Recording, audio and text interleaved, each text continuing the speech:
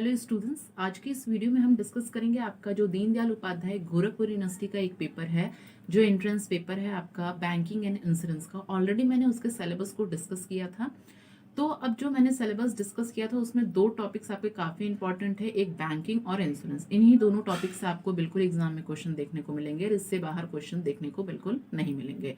तो इस सेशन में इंश्योरेंस से रिलेटेड कंप्लीट हम थ्योरी सेशन को डिस्कस करेंगे और इससे बाहर किसी कुछ भी पूछा नहीं जाएगा। तो इस सेशन को आप बिल्कुल मिस ना करें। एग्जाम से पहले इस सेशन को आप जरूर देख कर जाएं, चाहे आप किसी भी यूनिवर्सिटी के एंट्रेंस की प्रिपरेशन कर रहे हो, तो आपसे इससे बाहर इंश्योरेंस से क्वेश्चंस बिल्कुल नहीं पूछे जाएंगे। तो इस वीडियो में हम इंश्योरेंस का सारे टॉपिक्स को कवर करेंगे और एक सेशन में और हम बैंकिंग सिस्टम को कंप्लीट करेंगे, फिर ऐसे previous year question, expected questions को देखेंगे। तो ये सेशन जो है आपका बहुत ज़्यादा इंपॉर्टेंट है, जिसमें हम इंश्योरेंस की सारी चीज़ों को कवर करेंगे। तो स्टार्ट करते हैं पहले टॉपिक से। सबसे पहले अगर हम इंश्योरेंस का मतलब समझे तो काफ़ी सब लोग जानते ही होंगे इंश्योरेंस का मतलब क्या होता है। It is a contract between the two parties. मतलब ये क्या होता है, कॉन्ट्रैक्ट होता है दो पार्टीज के बीच। अब वो दो पार्टीज कौन सी होती हैं? दो पार्टीज एक होती हैं इंश्योर्ड और एक इंश्योरर। ठीक, दोनों वर्ड्स काफ़ी इंपॉर्टेंट है, बहुत ज़्यादा इंपॉर्टेंट है, एग्जाम में पूछे जाते हैं। जैसे इंश्योरर कौन हुआ, इंश्योर्ड कौन हुआ। अगर हम इंश्योर्ड की बात करें तो पहले हम इंश्योर वर्ड को समझते हैं। जैसे मैंने अपना क्या है, इंश्योरेंस कराया या किसी भी प्रॉपर्टी का इंश्योरेंस करवाया, ठीक है, तो वो क्या होगा, इंश्योर्ड होगा। मीन्स जिस पर्सन या जिस पर्सन की प्रॉपर्टी का हम इंश्योरेंस करवाया जा रहा है उसे हम कहेंगे इंश्योर्ड। तो हम क्या होगा, इंश्योर्ड। इंश्योरर क्या होगा, इंश्योरर कौन होगा, जो वो इंश्योरेंस कंपनी किसी इंश्योरेंस कंपनी के पास गई और उससे अपना इंश्योरेंस करवाए या किसी प्रॉपर्टी का, तो दैट इज कॉल्ड इंश्योरर। ठीक है, तो ये दो वर्ड होते हैं कि इंश्योरर और एक इंश्योर। ठीक है, तो सिंपल सा अगर हम समझे, जिस बंदे का हम इंश्योरेंस करवाया जा रहा है, जैसे मैंने अपना करवाया तो हम इंश्योर्ड हो गए, और इंश्योरर कौन हुआ, जो कंपनी इंश्योरेंस करके देती है वो इंश्योरर हुआ। तो दोनों टर्म्स आपको समझ में आ गए होंगे। अब नेक्स्ट पॉइंट को देखते हैं। इंश्योरेंस कंपनी कौन हो गई, insurer. Indemnify the insured on the happening of the certain event for a payment of consideration. अब जो इंश्योरेंस कंपनी होती है, ठीक है, हम इंश्योरेंस करवाते क्यों हैं, इंश्योरेंस इसलिए करवाते हैं ताकि फ्यूचर में हमें जो भी रिस्क है या लॉस हो सकता है उससे पहले हम क्या करते हैं, इंश्योरेंस को कवर करते हैं। ठीक है, कवर ले सकते हैं ताकि फ्यूचर में जो भी हमें लॉस हो या कोई भी इवेंट ऑकर हो तो इस जो भी हो वो इंश्योरेंस कंपनी उसको बियर करे। ठीक है, तो यही कह रहा है कि it is insured on the happening of the certain event for a payment of consideration. अब क्या होता है कि जो प्रीमियम होता है, एक फी चार्ज की जाती है इंश्योरर के द्वारा on account of providing services, उसे हम प्रीमियम कहते हैं। मतलब कुछ पेमेंट ऑफ कंसिडरेशन हमें देना पड़ता है इस इंश्योरेंस कराने के लिए। ठीक है, वो टाइमली हो सकता है, क्वार्टरली हो सकता है, उसको हमको पेमेंट करनी होती है। अकॉर्डिंग टू पॉलिसी हमें वो पेमेंट करनी होती है। उस पेमेंट को हम क्या बोलते हैं, कंसीडरेशन। उस पेमेंट को हम क्या बोलते हैं, प्रीमियम बोलते हैं। ठीक है, उसी चीज को हम क्या कहते हैं, that is called premium. Next समझते हैं क्या क्या उसके प्रिंसिपल्स हैं, basic principles of insurance. Basic principles of insurance में तो सबसे पहला प्रिंसिपल है नेचर ऑफ कॉन्ट्रैक्ट। भाई नेचर ऑफ कॉन्ट्रैक्ट का मतलब क्या हुआ, नेचर ऑफ कॉन्ट्रैक्ट का मतलब एक valid contract with free consent. सबसे पहला अगर जो कॉन्ट्रैक्ट है, दो पार्टीज के बीच में जो कॉन्ट्रैक्ट हुआ वो वैलिड होना चाहिए, स्वतंत्र सहमति से होना चाहिए, फ्री कंसेंट से होना चाहिए। ठीक है, तो नेचर ऑफ कॉन्ट्रैक्ट कैसा होना चाहिए, वैलिड होना चाहिए, वैलिड कॉन्ट्रैक्ट होना चाहिए, सबकी सहमति से होना चाहिए। दूसरा प्रिंसिपल है principle of utmost good faith. Principle of utmost good faith का मतलब क्या हुआ कि it discloses all the facts. Disclose all the facts का मतलब ये हुआ कि दोनों पार्टीज के बीच में जो स्कीम, जो फैक्ट्स बताई गई हैं वो क्या होनी चाहिए, वो विश्वसनीय होनी चाहिए। ठीक है, मतलब ये हो गया कि हमने जो भी पार्टीज के बीच में जो भी कॉन्ट्रैक्ट हुआ है, जो भी फैक्ट्स इवेंट्स जो भी हुए हैं, वो सारी चीजें क्या होनी चाहिए, कस्टमर्स को पता होना चाहिए वो सारी चीजें। ठीक है, तो ये एक इम्पॉर्टेंट फैक्ट्स होता है जो कि इसी के लिए इसको कहा गया है ऑटमोस्ट गुड फेथ। ठीक है, कि दोनों पार्टीज के बीच में प्रिंसिपल जो होना चाहिए वो क्या होना चाहिए, इंश्योरेंस को लेकर वो हर चीज़ें क्या होनी चाहिए, फ्री रहनी चाहिए। ठीक है, नेक्स्ट है तीसरा प्रिंसिपल है प्रिंसिपल ऑफ इंश्योरेबल इंटरेस्ट। इसका मतलब हुआ कि it must relate with the subject matter. तीसरा प्रिंसिपल ये कहता है इंश्योरेबल इंटरेस्ट का मतलब सिंपल सा हुआ, हम जिस चीज़ का इंश्योरेंस करवा रहे हैं वो हमारे से रिलेट होना चाहिए, अपने या हमने अपना इंश्योरेंस कराया, अपनी प्रॉपर्टी का करवाया, उससे रिलेट होना चाहिए। तो it must relate to the subject matter means ये इसका मतलब ये हुआ कि जो इंश्योर्ड है और जो सब्जेक्ट मैटर है इंश्योरेंस का वो उसी से रिलेटेड क्या है, होना चाहिए। नेक्स्ट प्रिंसिपल है प्रिंसिपल ऑफ इंडेमनिटी। इसका मतलब हुआ putting in same position as before and not for profit. मतलब अगर हम समझे, जैसे हमने कहा कि मान लो कि फैक्ट्री में आग लग गई, ठीक है, अब जो आग लग गई उससे जितना भी लॉस हुआ है तो ये क्या है, कंपनी क्या करेगी, कंपनी वैसे ही पोजीशन में क्या करेगी, वो लाएगी, सेम जैसे पोजीशन हमारी पहले थी, same position as before not for the profit. Means जो लॉस हुआ है उतना आपको कंपनी क्या करेगी, वो बियर करेगी। तो यही कहता प्रिंसिपल ऑफ इंडेमनिटी का मतलब ये सिंपल सा मतलब हुआ कि यहाँ पर क्या होता है कि ये insured can get only the compensation against जितना उसको एक्चुअल लॉस हुआ है उसका कंपेंसेशन उसको मिलेगा, जैसे जितना उसका लॉस हुआ था, जैसे उसकी फैक्ट्री पहले थी, जितना लॉस हुआ उसको एज अ सेम पोजीशन पे लाके कर देगी। ठीक है, नेक्स्ट प्रिंसिपल है principle of mitigation of loss. इसका मतलब क्या हुआ, principle of mitigation of loss का मतलब insured must try to minimise the loss. ठीक है, प्रिंसिपल ऑफ मिटिगेशन का लॉस मतलब हुआ इंश्योर्ड जो है उसको लॉस हो उसको क्या करना चाहिए, एफर्ट्स करना चाहिए।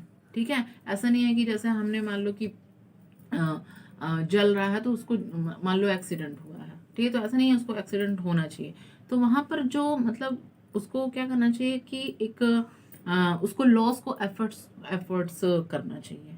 ठीक है, ऐसा नहीं है कि जल रही है तो जल नहीं दिया जाए, फिर एक्सीडेंट हो रहा तो होने जाए, अरे कंपनी बियर करेगी लॉस जो भी होगी, तो ऐसा नहीं। तो जो भी मतलब कह रहा है कि उसको लॉस को क्या करना चाहिए, उसको ट्राई करना चाहिए कि एफर्ट्स में करना चाहिए कम से कम लॉस हो। ठीक है, नेक्स्ट है principle of contribution. Principle of contribution कहता है, मान लो कंट्रीब्यूशन का सिंपल सा मतलब ये हुआ कि जैसे हम कहें कि 2 या 3 कंपनीज हैं, हमने 2 या 3 कंपनी से इंश्योरेंस करवा लिया, कल को जो लॉस होगा वो मान लो ABC कंपनी है, तो जितना भी लॉस हुआ है वो तीनों कंपनी क्या है, कंट्रीब्यूशन करके देगी। तो प्रिंसिपल ऑफ कंट्रीब्यूशन यही बताता है कि जितना भी लॉस हुआ है तीनों कंपनी क्या है, कंट्रीब्यूशन करके देगी। ठीक है, ये इसका मतलब होता है। इसका मतलब ये हुआ कि अगर कोई भी पर्सन अपनी प्रॉपर्टी इंश्योर्ड करता 3 इंश्योरेंस कंपनी से, जो भी लॉस हुआ तो वो तीनों कंपनी क्या करेगी, कंपनसेट या कंट्रीब्यूट करेगी। सिंपल सा मतलब ये होगा। नेक्स्ट प्रिंसिपल को देखते हैं, प्रिंसिपल ऑफ सैब्रोगेशन। ये सारे प्रिंसिपल्स आपको एग्जाम में पूछे जाते हैं इसलिए बहुत ज़्यादा इंपॉर्टेंट है।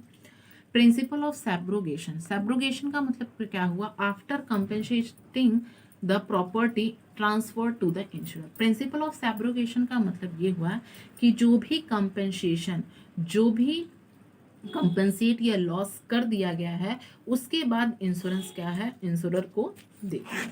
इसका मतलब ये हुआ, सैब्रोगेशन का मतलब हुआ कि सारे कंपेंसेटरी इंश्योरेंस कॉन्ट्रैक्ट से ये रिलेट करता है। मतलब when any insurance company compensate करेगा insured for loss of any his properties, फिर उसके राइट्स जो भी रिलेटेड उस प्रॉपर्टी से ऑटोमेटिकली वो ट्रांसफर कर दिए जाएंगे किसको, इंश्योरेंस कंपनी को। ठीक है, ये होता है principle of subrogation. Means after compensating the loss the property transfer to the insurer. ठीक है, सिंपल सा मतलब ये होता है। नेक्स्ट है principle of proximate clause. Proximate clause का मतलब हुआ कि loss must be from the subject matter of contract. इसका सिंपल सा मतलब ये हुआ कि प्रॉक्सिमेट क्लॉज का मतलब लॉस है उसी रीजन से होना चाहिए जो कॉन्ट्रैक्ट में लिखा हो उसी से। तो प्रॉक्सिमेट लॉस का मतलब ये हुआ वो नियरेस्ट कॉज होता है जो कि हमारे कॉन्ट्रैक्ट में क्या है, उस रीजन का लॉस क्या है, लॉस जो है उसी रीजन से होना चाहिए जो कॉन्ट्रैक्ट में हमारे लिखा हो। तो आई होप ये सारे आपको प्रिंसिपल अच्छे से समझ में आए होंगे। नहीं समझ में आए होंगे तो वीडियो को दोबारा देखिएगा, और फिर से ना समझ में आए तो कमेंट बॉक्स में आप पिन करिएगा, सारी चीज़ें आपको वहाँ पर क्लियर हो जाएंगी। अब बहुत ज़्यादा इंपॉर्टेंट टॉपिक है टाइप्स ऑफ इंश्योरेंस। भाई टाइप्स ऑफ अगर हम इंश्योरेंस की बात करें तो सबसे पहला आता है लाइफ इंश्योरेंस। क्या होता है? सबसे most popular form of insurance है life insurance which is related to the life of a human being. Life insurance क्या होता है? ये रिलेट करता है life of human being, means human being से रिलेटेड होता है। सबसे पहले अगर हम टाइप्स की बात करें, types of life insurance policy, पहला है टर्म पॉलिसी। टर्म पॉलिसी हमें क्या कहता है? For a prescribe period. क्या कह रहा है? Term policy is for a prescribed period, and if the policy holder survives till the end of this period, the risk cover lapses and no payment is made to him. मान लो अगर हमने 10 साल के लिए कोई पॉलिसी ली है और 10 साल के अंदर क्या है, डेथ हो जाती है, ठीक, और अगर 10 साल के बाद हुई तो अब हमें क्या है, वो टर्म पॉलिसी क्या होगी, lapse if the risk cover lapse and no payment is made to him. तो उसके बाद 10 साल के अगर अंदर हुई तो आपको वो मिलेगा, अगर 10 साल के बाद डेथ हुई तब वो क्या है, नहीं मिलेगा। तो ये टर्म पॉलिसी कहती है, मतलब एक टर्म है ना, वहां पर क्या हो गया 10 साल के लिए, तो पॉलिसी होल्डर सर्वाइव जब तक वो जिएगा, till the end of this period the risk cover lapse and payment is made to him. ठीक है। दूसरा क्या है, whole life policy. Whole life policy कहता है दूसरी policy, payment only after the death of the insured. Means payment तभी होगा after the death of the insured, मतलब पूरी की पूरी लाइफ की पॉलिसी ले ली है, जब डेथ होगी तभी पेमेंट मिलेगा, लीगल। ठीक है, मीन्स होल लाइफ पॉलिसी ये पूरी, मतलब पूरी पॉलिसी के लिए होती, पूरी लाइफ के लिए ये पॉलिसी होती है, जब डेथ होगी तब उसके बाद हमें क्या है, इसकी पेमेंट मिलेगी।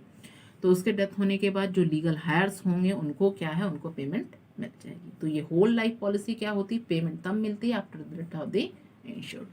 नेक्स्ट पॉलिसी है endowment life policy. Endowment life policy क्या कहती है, payment on the maturity of the policy और on the death of the insured whichever is earlier. ठीक है, ध्यान से पढ़िए, payment on the maturity of the policy और on the death of the insured whichever is earlier. मतलब maturity अगर हम डेथ की बात करें, इसमें क्या होता है, एंडाउनमेंट लाइफ पॉलिसी में जो इसको हम क्या करते हैं कि जैसे पेमेंट जो हम ईयरली मंथली की जाती है, ठीक है, जब तक उस पॉलिसी की मैच्योरिटी नहीं हो जाती, मैच्योरिटी ऑफ द पॉलिसी और द डेथ ऑफ द इश्योर्ड जो उसमें से हो उसमें से की जाती है। ठीक है, तो जब मैच्योरिटी या डेथ 20 साल के लिए अगर पेमेंट ईयरली मंथली की जाती है, ठीक है, एज ए नेक्स्ट है एन्युटी पॉलिसी। एन्युटी पॉलिसी क्या है, not lump sum payment but in monthly, quarterly, ETC installment after the insured attains a certain age. Annuity policy क्या कहता है, एन्युटी पॉलिसी जो होती है ये हम जैसे अगर हम मंथली, क्वार्टरली ऐसे पेमेंट करते हैं इंस्टॉलमेंट में, तो that is called annuity policy.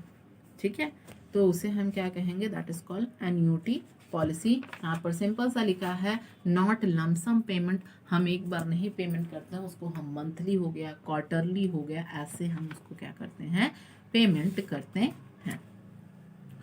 Next है joint life policy. Joint life policy क्या कहता है, it is taken on 2 or more lives, payment on the death of any one of them।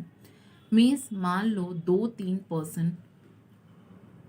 2-3 या पर्सन मिलके क्या है, जॉइंट लाइफ पॉलिसी ले लें। जब किसी की भी एक डेथ हो जाएगी तो उसमें से क्या है, पेमेंट दूसरे बंदे को क्या है, मिल जाएगा। ठीक है, तो जॉइंट लाइफ पॉलिसी यही कहता है, taken on 2 or more lives, payment on death on any one of them.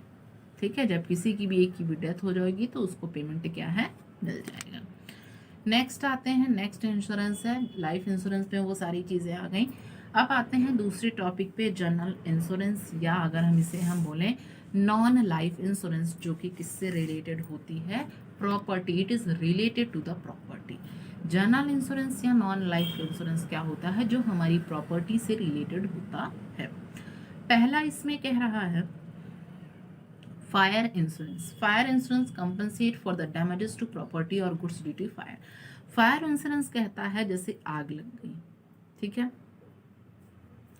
अगर आग मतलब फायर इंश्योरेंस मतलब आग लग गई तो वहाँ पर शिप की वजह से जो नुकसान हो जाता है, जो माल जल जाता है, तो कार्गो का मतलब होता है गुड्स, शिप डूबने की वजह से जो भी नुकसान होता है, ठीक है, सॉरी फायर इंश्योरेंस है यहाँ पे, हाँ मैरीन इंश्योरेंस में compensate for the damage to property और गुड्स ड्यू टू फायर, मतलब जो भी आग लग गई उससे जो भी नुकसान हुआ तो वो क्या है, वो फिर क्या करेगा, वो इंश्योरेंस कंपनी उसका कंपनसेट करेगी, ठीक है।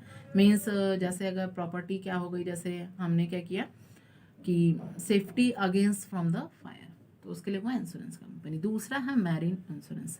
मैरीन इंश्योरेंस क्या कहता है, इट कवर्स द लॉस और damage of ships cargo by which the property is transferred, acquired और इन बिटवीन। मैरीन इंश्योरेंस क्या करता है, वो लॉस और डैमेज, जैसे कोई भी क्या होगा, शिप की वजह से जो भी नुकसान हो गया, शिप में जो माल या कार्गो का मतलब ये कार्गो का मीन्स हो गया गुड्स, शिप की डूबने की वजह से जो नुकसान हुआ उस गुड्स को, तो वो क्या हो जाएगा, वो क्या है, मैरीन इंश्योरेंस उसको कवर करेगी, तो दैट इज मैरीन इंश्योरेंस। उसके लिए हम मैरीन इंश्योरेंस करवाते हैं। नेक्स्ट है मोटर इंश्योरेंस। मोटर इंश्योरेंस मतलब financial protections to vehicles, car और bike due to the accident, theft etcetera. Motor जो इंश्योरेंस होता है वो व्हीकल जो एक्सीडेंट हो गया है, बाइक या कार टूट गई है, एक्सीडेंट हो गया है, तो उसके लिए हम फाइनेंशियल प्रोटेक्शन के लिए ये क्या है, मोटर इंश्योरेंस करवाते हैं। नेक्स्ट है health insurance. Health insurance covers the cost of medical care due to injury और इलनेस। मतलब हेल्थ इंश्योरेंस हम इस लेकर आते हैं, हम बीमार हो गए, एक्सीडेंट हो गए, हम दवाई के लिए, तो हेल्थ इंश्योरेंस हम क्या है उसके लिए करवाते हैं। नेक्स्ट है, ठीक, तो ये आपके सारे इंश्योरेंस हो गए जिसमें फायर इंश्योरेंस, जनरल इंश्योरेंस, सारी चीज़ों को मैंने कवर किया है। नेक्स्ट आते हैं अब जो इंश्योरेंस रिस्क होता है, हाँ अब पढ़ेंगे हम लोग insurance risk classification and management. अब इंश्योरेंस में कौन कौन से रिस्क होते हैं, कितने, वो सारी चीज़ों को हम डिटेल में पढ़ेंगे। काफ़ी बार एग्जाम में पूछा जाता है और सारे इंपॉर्टेंट टॉपिक्स है, ये सारी चीज़ें आपको इंश्योरेंस से इससे बाहर कुछ भी पूछा नहीं जाएगा, ठीक है, इसीलिए मैंने इसको एक वीडियो में कवर किया है। इंश्योरेंस थोड़ा सा छोटा टॉपिक है अगर बैंकिंग सिस्टम के कंपैरिजन में बात करें, तो इसलिए मैंने कहा कि पहले इंश्योरेंस को कंप्लीट कर लेते हैं, फिर बैंकिंग सिस्टम को डिटेल में पढ़ेंगे। देखिए रिस्क क्लासिफिकेशन की अगर हम बात करें तो इंश्योरेंस रिस्क में सबसे पहला जो रिस्क है that is financial risk and second one is non financial risk. Financial risk कहता है चांसेस ऑफ फाइनेंशियल लॉसेस, मतलब जिसमें फाइनेंशियल मीन्स पैसे का लॉस हुआ हो उसे हम फाइनेंशियल रिस्क कहेंगे। नॉन फाइनेंशियल रिस्क कहते हैं जैसे कि like a death of efficient manager, मतलब वो अच्छा मैनेजर था, इफिशिएंट मैनेजर था, तो वो क्या है, वो उसकी डेथ हो गई, वो क्या है, मतलब कोई मैनेजर छोड़ के वो चला गया, तो that is non financial risk. Financial risk जहाँ हमारा पैसे का लॉस हुआ तो financial risk. Non financial loss वो होगा जैसे किसी मैनेजर का डेथ हो गया, अच्छा मैनेजर कोई छोड़ के चला गया, तो ये क्या है, नॉन फाइनेंशियल रिस्क। दूसरा रिस्क आते हैं पर्टिकुलर रिस्क और fundamental risk. Particular risk affects an individual, मतलब जो एक इंडिविजुअल को अफेक्ट करता है that is called particular risk. Fundamental risk affect the whole society, जो होल सोसाइटी को क्या करता है, अफेक्ट करता है, वो फंडामेंटल रिस्क होता है। नेक्स्ट ये काफ़ी सारी चीज़ें बहुत ज़्यादा इंपॉर्टेंट है। तीसरे रिस्क की बात करें प्योर रिस्क और स्पेकुलेटिव रिस्क। प्योर रिस्क मतलब लॉस और no loss like stolen of books.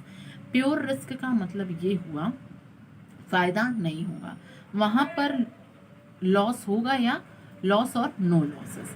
मतलब अगर हम कहें कि जैसे हमने क्या किया कि अगर हमने मार्केट से बुक खरीदी, ठीक, तो बुक खरीदी है तो बुक रखा हुआ है, लेकिन अगर बुक वही गायब हो जाए तो वहाँ आपका क्या हो जाएगा, प्योर रिस्क, वहाँ पर आपका क्या हो जाएगा, लॉस हो जाएगा। स्पेकुलेटिव रिस्क में क्या कहता है कि लॉस या गेन या ब्रेक इवन, मतलब वहाँ पर क्या होगा, ना तो आपको लॉस होगा, ना तो प्रॉफिट होगा, ना ही कुछ होगा, ना प्रॉफिट होगा ना लॉस होगा, लेकिन प्योर रिस्क में आपको लॉस होगा बस, ठीक है। तो स्पेकुलेटिव रिस्क मतलब वहाँ लॉस, गेन या ब्रेक इवन।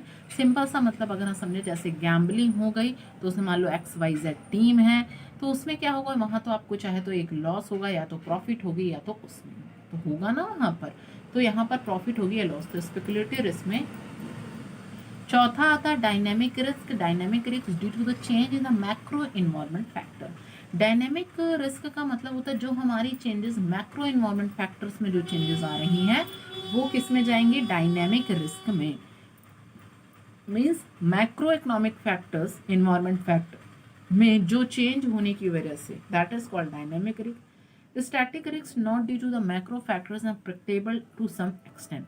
मीन्स जो मैक्रो फैक्टर की वजह से जो होता है, नॉट ड्यू टू, जो कि मैक्रो फैक्टर की वजह से नहीं होता है बट कुछ सम एक्सटेंट प्रेडिक्टेबल करके होता है, तो उसे हम बोलते हैं means that is called static risk. ये सारी, आई होप यू आपको ये सारे रिस्क समझ में आए होंगे। नेक्स्ट टॉपिक को देखते हैं हम लोग, री इंश्योरेंस। अब हम समझेंगे कि री इंश्योरेंस क्या होता है। ए method in which the original insurer transfer all a part of the risk to another company or companies for reducing his own risk। देखिए बहुत सिंपल सा वर्ड्स मैंने इसमें से लिखा है कि ए मेथड जिसमें क्या होता है, जो ओरिजिनल इंश्योरर होता है वो ट्रांसफर करता है ऑल या कुछ part of risk another company को for reducing his own risk. ठीक है, मतलब री इंश्योरेंस का मतलब ये सीधे से समझें, जब एक इंश्योरेंस कंपनी अपने रिस्क को दूसरे कंपनी को ट्रांसफर करती है, दैट इज कॉल्ड री इंश्योरेंस। ठीक है, उसे हम क्या कहते हैं, री इंश्योरेंस कहते हैं। अब ये क्या क्या, इसमें 4 इंपॉर्टेंट लॉज हैं, काफी इंपॉर्टेंट है, स्टार लीजिएगा, स्टार लगा लीजिएगा, पूछे जाते हैं आपसे। अब क्या क्या लॉज हमारे रिलेटेड होते हैं इससे, पहला है इंश्योरेंस एक्ट 1938, इंश्योरेंस एक्ट जो है 1938। दूसरा है लाइफ इंश्योरेंस कॉर्पोरेशन एक्ट 1956। तीसरा लॉ है general insurance business nationalization act 1972। Next law है insurance regulatory and development authority act 1999। IRDA का फुल फॉर्म भी पूछा जाता है। जो आपके ये डेट्स दिए गए हैं, सन दिए गए हैं 1956, 1972, 1999, ये काफ़ी इंपॉर्टेंट है, पूछे जाते हैं इसको। ये चारों लॉज काफ़ी इंपॉर्टेंट है।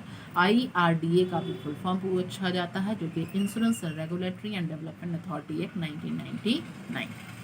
नेक्स्ट अगर हम बात करें, ये जो regulatory framework of insurance IRD है, उसका क्या रोल है, insurance regulatory and development authority का क्या रोल है, ये सारी चीज़ें बहुत ज़्यादा इंपॉर्टेंट है। ये सारे जो मैंने ये आपकी PPT है, इसमें हर एक पॉइंट बहुत ज़्यादा इंपॉर्टेंट है, मोस्ट इंपॉर्टेंट है, इसीलिए आप एग्ज़ाम से पहले इस टॉपिक को आप ज़रूर पढ़कर जाएं।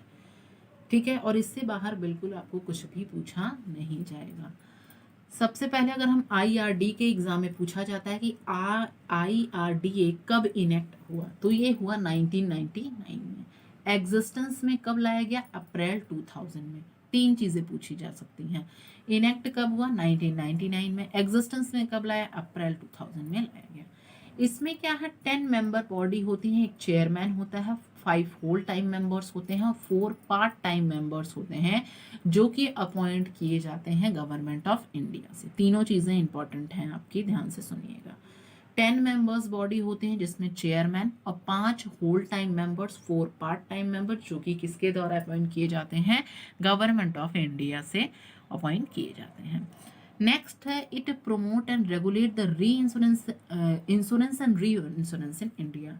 ये क्या होता है, IRDA क्या करता है, प्रोमोट और रेगुलेट करता है इंश्योरेंस और री इंश्योरेंस को इंडिया में। ठीक है, नेक्स्ट है, अब IRDA का क्या रोल होता है, उसके क्या फंक्शंस होते हैं, उसको एक बार हम देख लेते हैं, क्योंकि एग्जाम में पूछे जाते हैं इससे MCQ आपको, तो उसको देख लेते हैं। पहला रोल होता है registration and regulating insurance company. पहला इसका काम ये होता है, क्या करता है IRDA, ये रजिस्टर करता है और रेगुलेट करता है जो भी इंश्योरेंस कंपनीज हैं। दूसरा है protecting policy holders interest and preventing frauds, मतलब जो भी आपके फ्रॉड्स हो रहे हैं उसको प्रिवेंट करना और क्या करना, उसको पॉलिसी होल्डर्स को प्रोटेक्ट करना। तो तीसरा है licensing and establishing norms for insurance intermediaries. जो भी एजेंट्स हैं, जो इंटरमीडियरीज जो इंश्योरेंस करवाते हैं, उनको लाइसेंस प्रोवाइड करना और इस्टेब्लिश करना नॉर्म्स। चौथा है promoting professional organisation in insurance. Insurance में प्रोफेशनल ऑर्गेनाइजेशंस को प्रमोट करना। चौथा फंक्शन होता है पांचवा की regulating and overseeing premium rates and terms of non life insurance covers.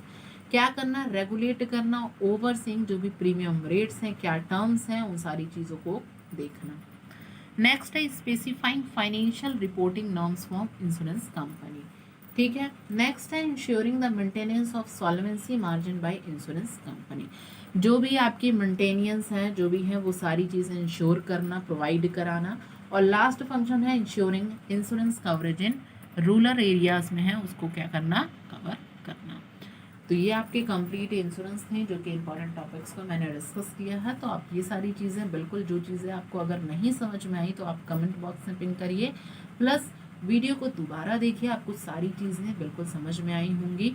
और अगर आपको इसका PDF चाहिए तो आपको डिस्क्रिप्शन बॉक्स में वहाँ आपको एक व्हाट्सएप नंबर मिलेगा, उस पर आप टेक्स्ट करके ये PDF आप प्रोवाइड कर सकते हैं।